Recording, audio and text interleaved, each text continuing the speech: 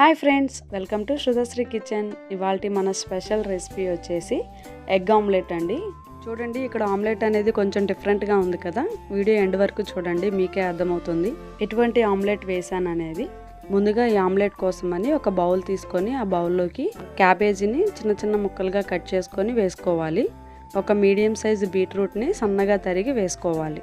2 పచ్చిమిరపకాయలను కూడా సన్నగా తరిగి వేసుకోవాలి.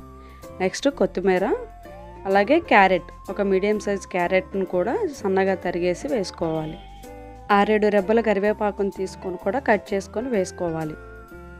నెక్స్ట్ ఒక పెద్ద సైజు ఉల్లిపాయను తీసుకొని చిన్న చిన్న ముక్కలుగా కట్ చేసుకొని వేసుకోవాలి. స్వీట్ కార్న్ 1 స్పూన్ వేసుకోండి. 1 టీ స్పూన్ పసుపు, అలాగే 1 టీ స్పూన్ కారం. నెక్స్ట్ రుచికి సరిపడా ఉప్పును వేసుకోవాలి. ఇక్కడ కొంచెం స్పైసీగా తినేవాళ్ళు ఉంటే ఇంకొంచెం కారం వేసుకోవచ్చు. 1 టీ స్పూన్ అల్లం వెల్లుల్లి పేస్ట్